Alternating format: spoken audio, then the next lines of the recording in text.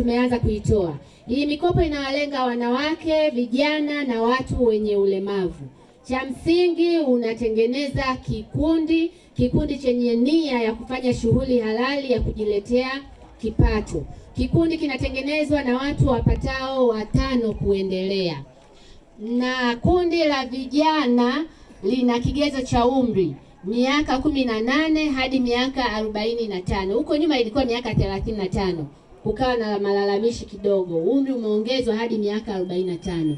Watu wenye ulemavu vivyo hivyo wanakopeshwa mikopo hii, na uzuri kwa kuwa kundi hili limekuwa sio kubwa hivyo kwenye jamii, wanaruhusiwa hata watu wawili, tunakiita kikundi. Na mtu mmoja tukithibitisha kwamba amekosa mwenzake wa kutengeneza naye kikundi, huyo mtu mmoja pia atawezeshwa endapo timu ya management ya halmashauri itakuwa imejiridhisha kwamba kweli huyo amekosa mwenzio wa kutengeneza kikundi.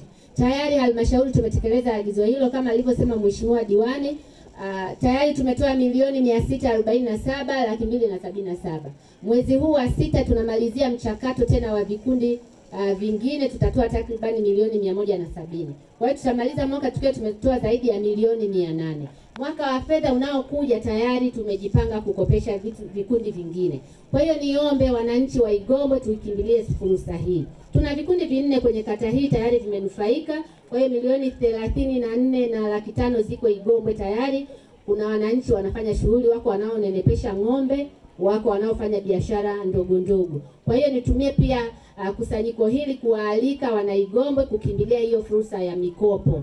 Naamini muda ulioko hapa ni mchache wa kuelezea vizuri, lakini nipo kwa ajili ya kuwapa maelekezo zaidi. Hata nje ya mkutano huu tuendelee kuwasiliana, tuikimbilie fursa hiyo. Cha msingi unatengeneza mradi, unawaza mradi wenye tija, unakopa, unarejesha na wenzako wanakopa tena. Asanteni sana kwa kunisikia.